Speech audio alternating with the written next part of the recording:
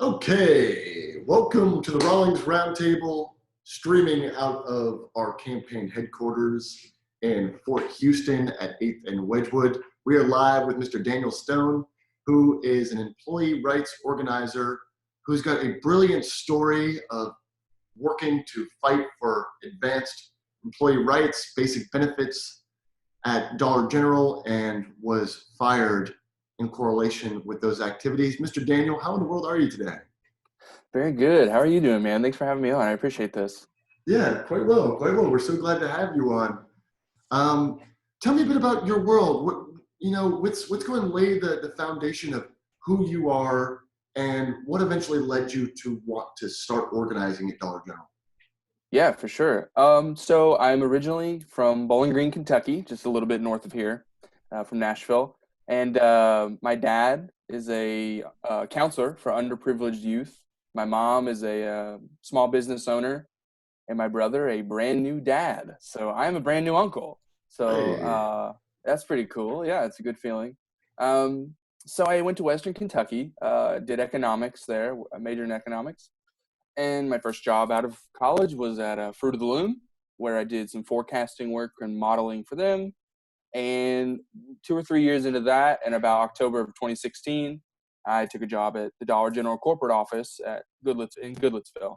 So where I was a market planning analyst. And basically my job was you see all the billions of Dollar Generals popping up year by year. That was my job. So it was my job to find places across the country in Texas and sometimes Tennessee, Kentucky, elsewhere to build those new stores.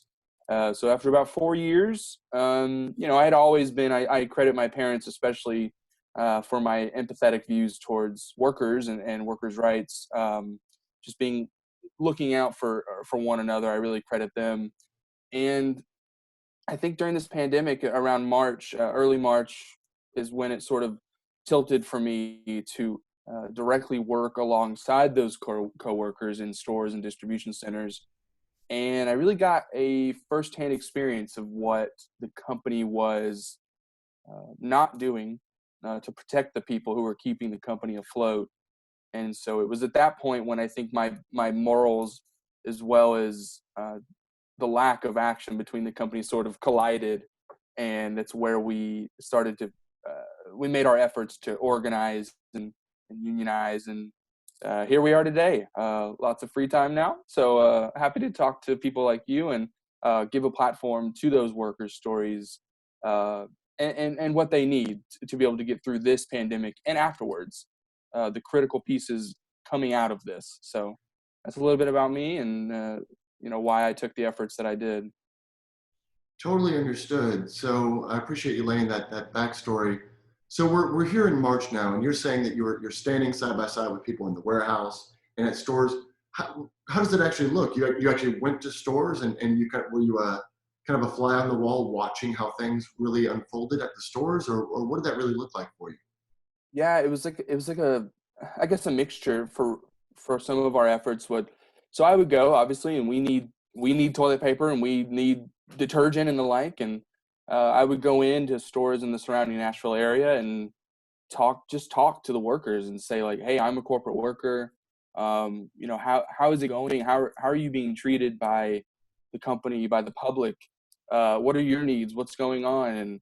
And then online I would reach out as well. And so it was really a show. I just think of, initially it was, frankly, I just wanted to show my coworkers that there's someone who is working from home watching Netflix while doing their work, at, you know what I mean, in the comfort and the safety of their own home, that is looking out for them.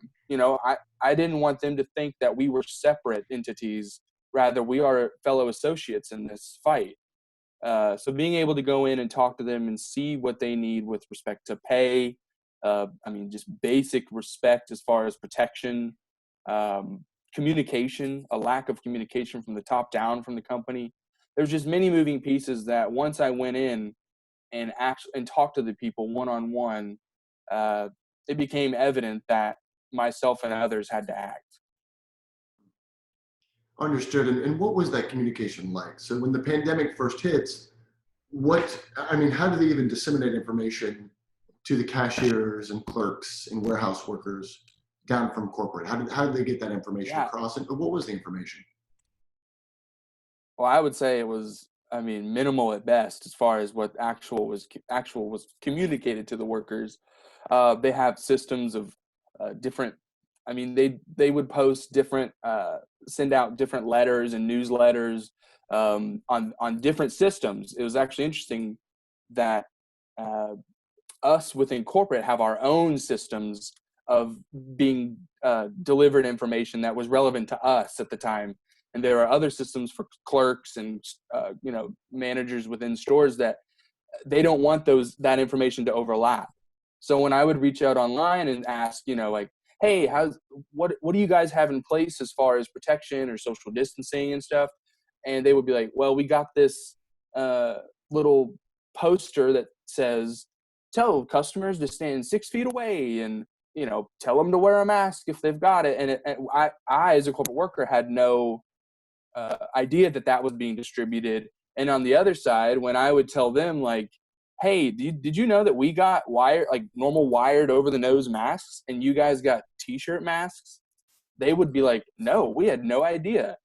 How is it possible that a corporate worker could get those that information that a store employee wouldn't get, and vice versa? So it all worked in unison, I think, to try and divide us between you are corporate, you are worker, when in reality what myself and hundreds of others saw is that we're in this together. Mm.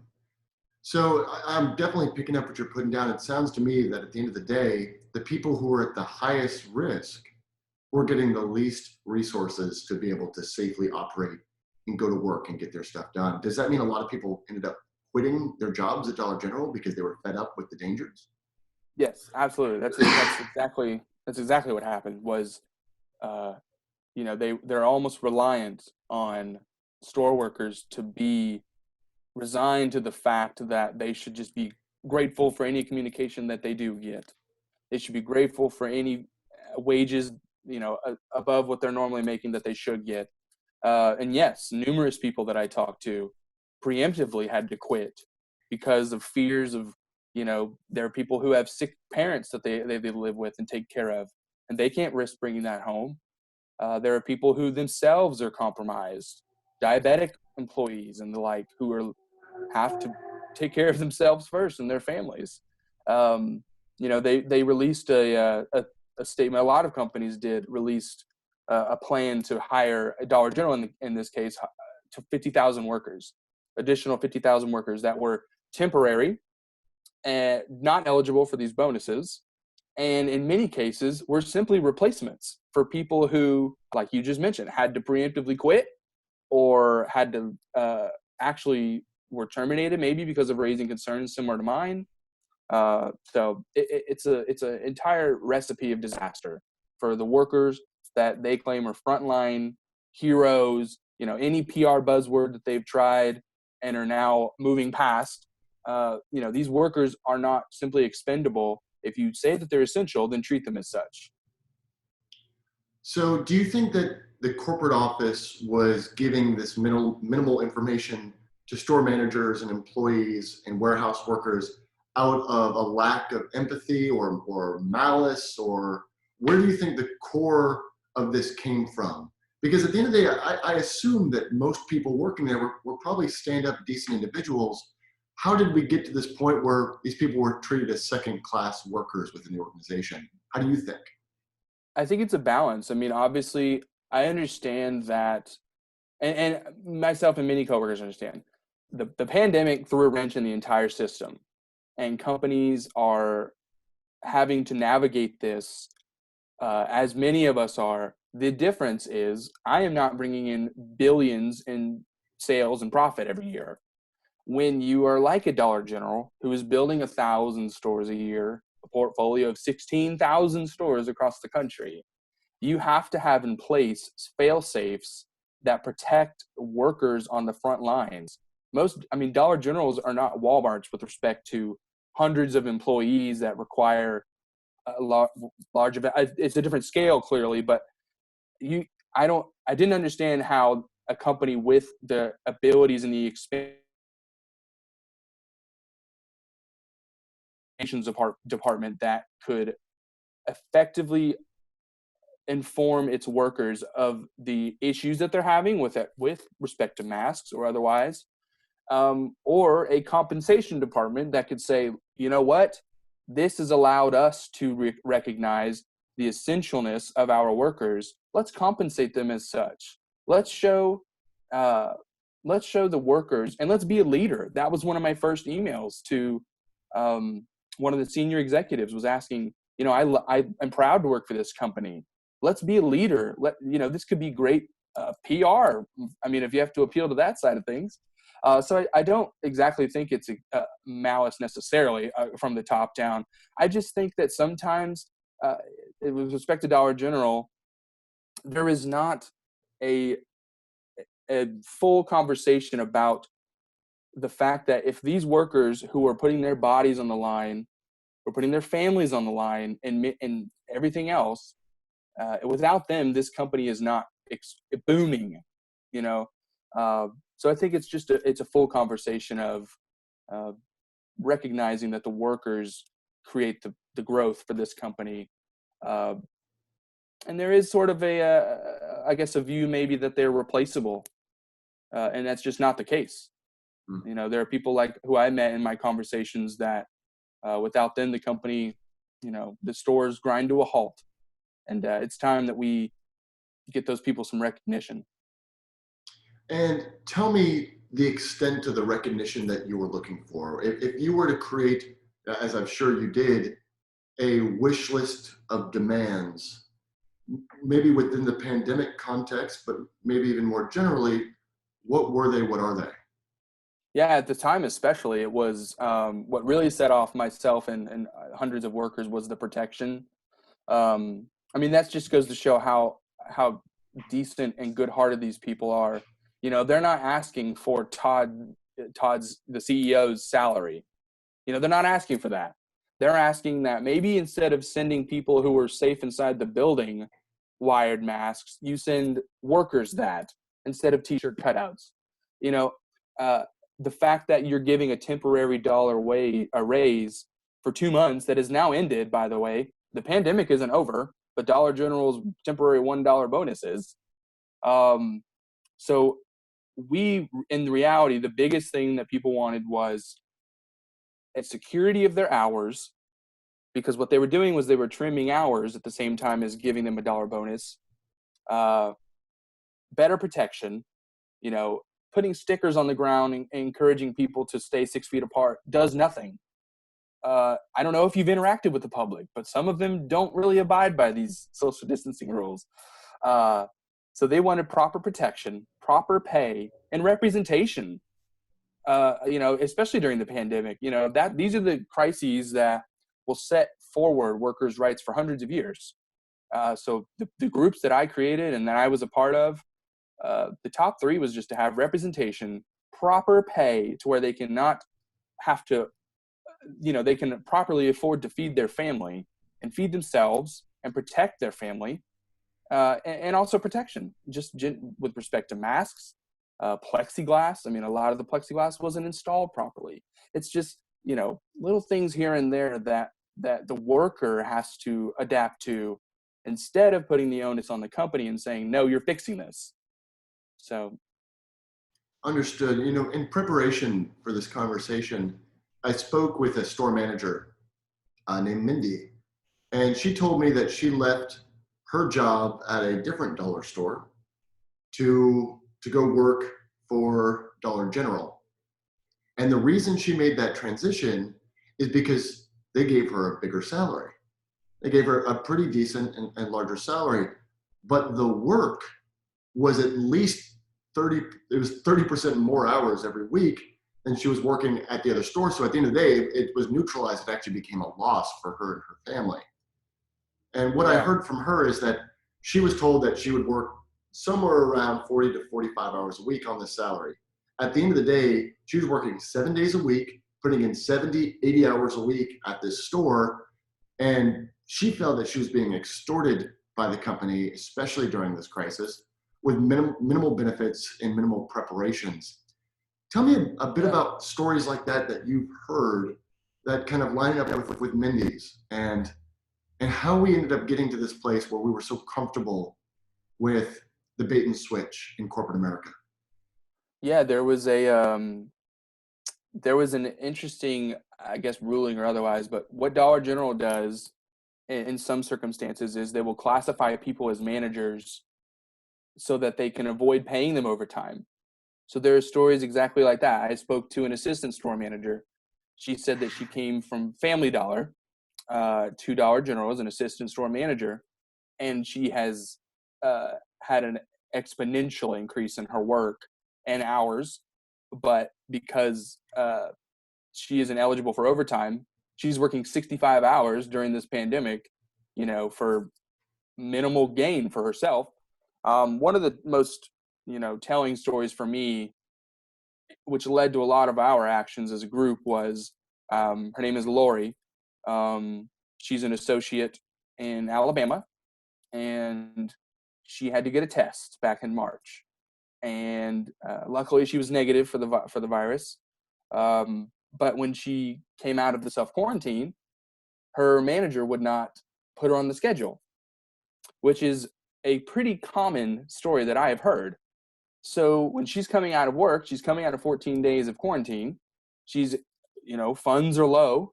So she's asking, can I, have hours to work? And the difference for me, as someone who worked at corporate, and I use this story, is that, sometimes at night for me, it's, well, do I want Chick-fil-A or Panera for dinner? And for people like Lori, it's, I need 5 extra hours or I cannot feed my child. And that's what happened. She could not get the hours from her store manager. So she and I were talking back and forth, and she told me, I really need these hours or I can't cook dinner for my daughter tonight. And those are not anecdotes. Those are not outliers. That is reality for workers in America. Companies keep them right in line to where they can pay their bills, barely, and then they have to do the system all over again, another 2 weeks until another bill comes up. You scrounge, you barely survive, you do it all over again. It's a constant stress environment that they live in. The only real thing that I have, I guess, experienced with these companies, especially Dollar General, is they're all sort of together. Dollar General is not going to pay someone, recognize that they're worth 15 minimum an hour, if not more. And so no one's acting, and it's not forcing the conversation. That's where I come from, myself personally, is no longer are we asking companies for their empathy with respect to our wages and our healthcare. It's time to demand it. And that's what groups like what we created are doing. We are demanding that Dollar General pays its workers effectively to where they can go home at night and not have to worry about, can I afford a 50-cent ramen for dinner tonight? I mean, it's just barbaric. So the conversation no longer needs to be people like me and others. You get on social media and you get on Twitter and you say, this is not cool, Dollar General. It's time to demand it. And that's with our purse, and that's with our action. And that's what we feel very strongly about.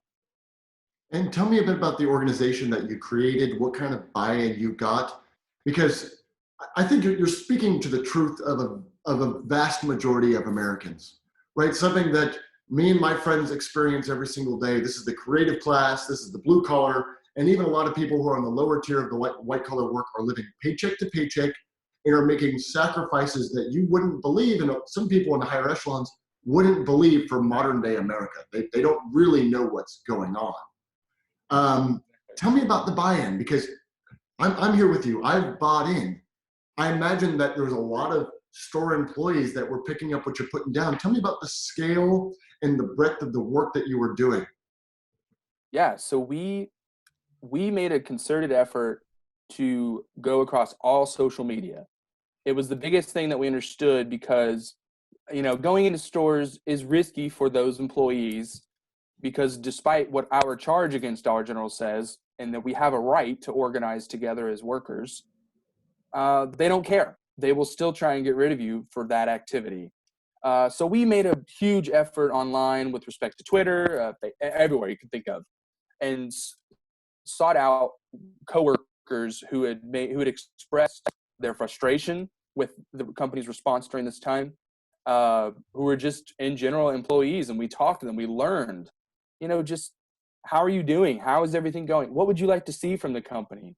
And from there, I created a private Facebook group with the backing of or with the help of Vonda McDaniel and Ashley Bachelder of Workers' Dignity and the CLC here in Nashville.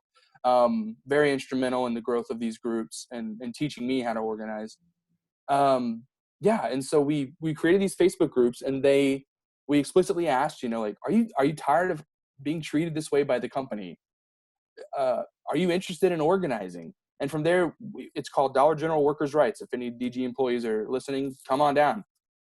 I want to hear from you. We're in this fight together. And from there, we had people just sharing their experience, post by post. How has it been during this time? What do you want to see? And we created a list of demands, as I mentioned earlier, with respect to better protection, higher wages, and representation. And it just grew from there. People inviting their other coworkers, distribution centers learning about cases that were not shared with the rest of the workers. So we have cases in distribution centers. Workers don't learn of that. They just learn we're closing to clean it. And it all culminates in a desire to act. When the company is just treating people, as I mentioned, more just a mere number. I mean, you're right. I've been fully on and apparent about it. In March, I was fortunate to be one of the lower end corporate employees that got a bonus, and that didn't sit well with me. It doesn't. When we're sitting at home, working from home, sitting in our office in our comfy chairs and all these other things, and people are standing on their feet for 60 hours, grinding their bones to dust for the sake of the company, and they tell them they can give them a $1 bonus or $100 pre-tax, it's just not right. The disparity between worker and white collar, high at white collar, is more paramount than ever before. I mean, there are directors I know who gets tens of thousands in bonus money. And there's even higher up senior executives who are getting like millions, and I mean, you mentioned about the store manager who got the higher salary. I remember, in 2017, I guess maybe this is when it all started really.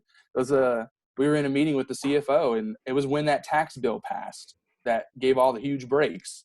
Mm-hmm. And I was in a meeting. It was like me and 8 other people and him. And I was like, to his face, why, when this passed, did we not give it to our workers?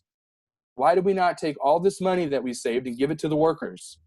And he said, well, we increased our store manager salary slightly to be more competitive. The man brings home $8 million a year.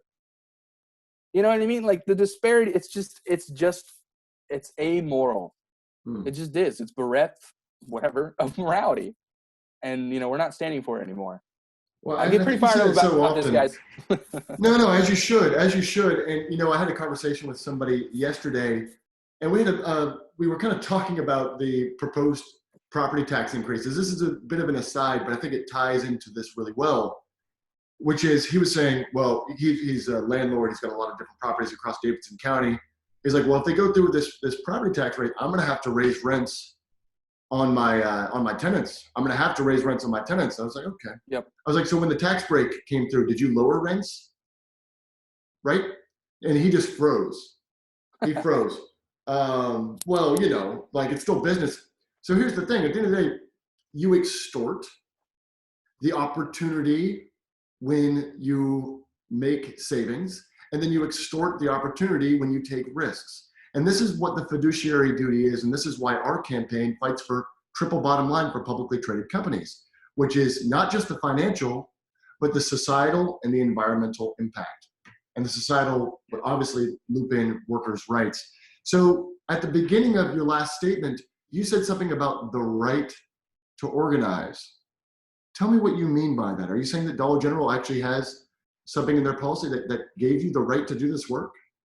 Well, we actually in America, and that this is, I think, indicative of a larger conversation about how corporations have completely influenced how we view our rights as Americans. I mean, this is a much more overarching conversation, of course, but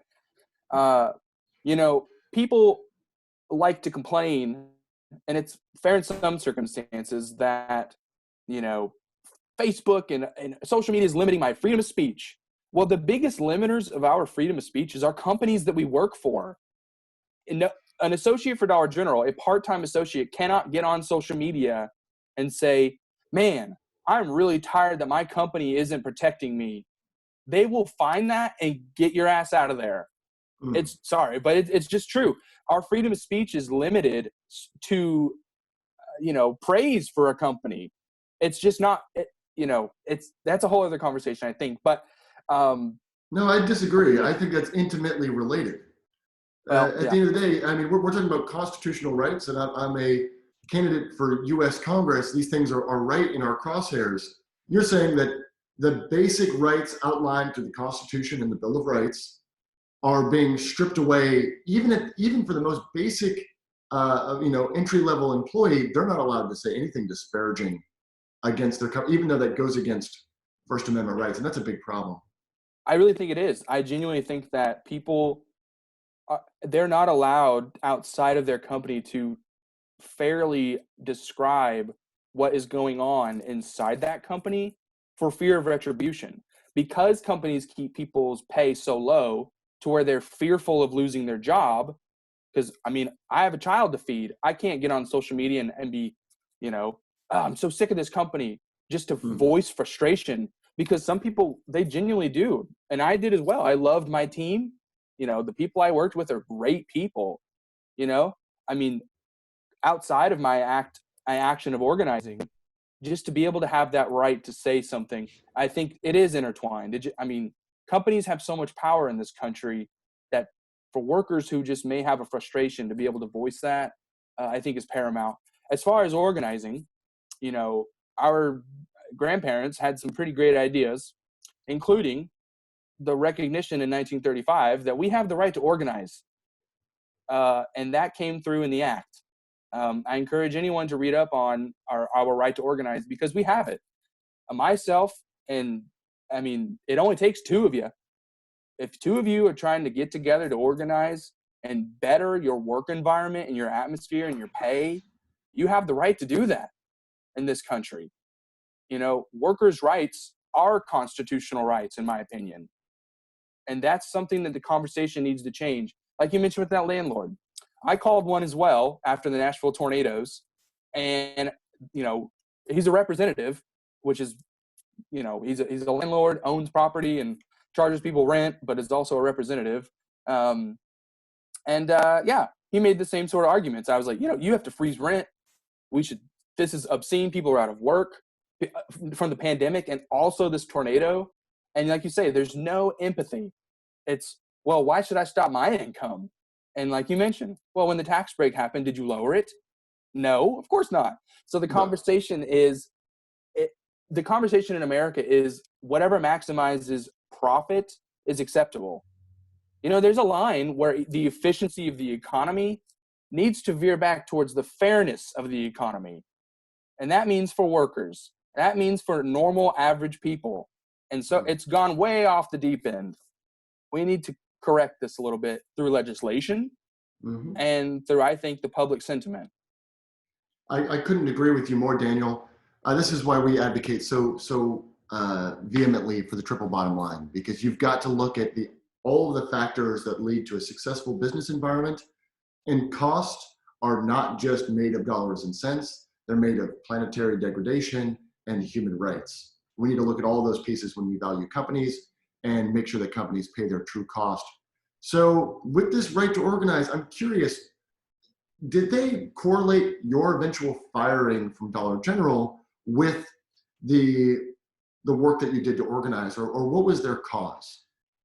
Yeah, so I think one thing, as I mentioned, as far as my story is a representation of thousands and thousands of workers who in the back of their mind, they recognize that, man, I'm really not being treated well. I really deserve better than this. I shouldn't be grateful for breadcrumbs. I deserve more. It's not a mooch, or as some other, it's like to be categorized in the conversation, because people want to be paid adequately for the work they do. you know, as a minimum wage, less than someone who's got the PhD and all that. You know, work is work and it's equal, and people should be paid adequately for that, in my opinion. Um, all to say, those actions that I took, which were illegal, and is why myself and the UFCW 655 has filed a charge against Dollar General for unfair labor practice. They did not cite that in my termination, but they cited negative emails, which I'd be happy to discuss, and perceived bad blood between the company and I, which is not the case. I truly did want my company to be a leader in the conversation. As I told them on the phone when I was terminated, you know, Dollar General has had a chance to be a leader, to, you know, as they did with the senior hours. You know, everyone had pretty good reception to that. And I just, you know, I care for these workers deeply, and their needs needed a voice, and I was happy to be that vessel as far as the organization goes. But it's not just me; it's hundreds, thousands, and, you know, across the nation, millions. So, To the degree that you can, tell me a bit about the charge that you're filing against Dollar General. Is this a proper lawsuit, or what is this? it's a charge through the National Labor Relations Board, the NLRB, and in essence, it says that myself, the UFCW 655 filed it on my behalf, and in essence, it says Dollar General engaged in unfair labor practice. They violated, as I mentioned, the act. Again, we all have the right to do. When I was privately organizing my coworkers in the corporate building, in stores, distribution centers, everywhere else, they violated my right to be able to do that, to fight for my coworkers for higher wages, for actual protection, and more. They violated that. So that was filed back last week, I believe, last Tuesday. And tomorrow we should get an update, which should be interesting. And then we'll keep the fight. I mean, it's not stopping. That's what I What's told the them. end out of that? What's Daniel? Tell me a bit about what could actually happen if that moves forward in the affirmative for you. Well, in the end, I'm hoping to get my job back. I was unfairly terminated, and I deserve my job. So that's my end goal with this, is Awesome. to say companies cannot get rid of their workers because they're fighting for their rights. It's something that I think we all know and all believe in, but it's scary. I will say this has been a whirlwind, but you know, if this is the cost and if this is the avenue that we have to take to ensure that my niece grows up in an America where she cannot get terminated because she believes that she's being mistreated by her company, that's what we're doing. Hmm. I'm so glad that we're having this conversation. I'm so thankful for your Me time. too. Me too. In closing, tell us what we need to take home, because you're tapping in to a feeling that so many of us have. I know that any folks who are turning in right now are thinking either they're in the same position some of the people you spoke to are in, or they're interested in organizing. Any closing words that you can share with us about how we can take next steps and move this forward, and who we need to partner with, and how we can best bring more energy to your cause and start up new branches? I would just absolutely encourage people to check out workers' advocacy groups. Like I mentioned, if you're in Nashville, Workers Dignity is an amazing group that they recently just did an expression of solidarity for hotel workers. These are the people who are putting sacrifices on the line to be able to advance the causes of workers. And I would encourage you to talk to people you know, maybe in Dollar Generals and elsewhere, that are on the front lines. They really are, and putting their lives and their families' lives on the line for the sake of a company who would not give them the benefit of a sustained wage increase, hours that should be guaranteed, and just the basic decency that you would give your own family. Hmm. I would also encourage you to donate to campaigns like Joshua and others, excuse me, who allow people like me to come on and discuss these stories. discuss our beliefs, because as I mentioned, companies to have empathy for them. That's long gone. No longer are we saying that commercials that show thank you heroes with light piano music, that's not working anymore. We're demanding fairness. We are demanding wage increases.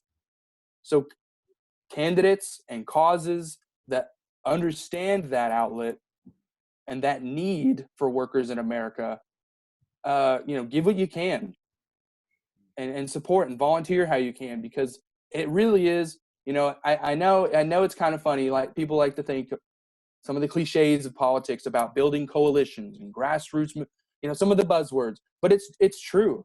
I am one person that that a company tried to silence for my right to organize for each other, and look what they've done.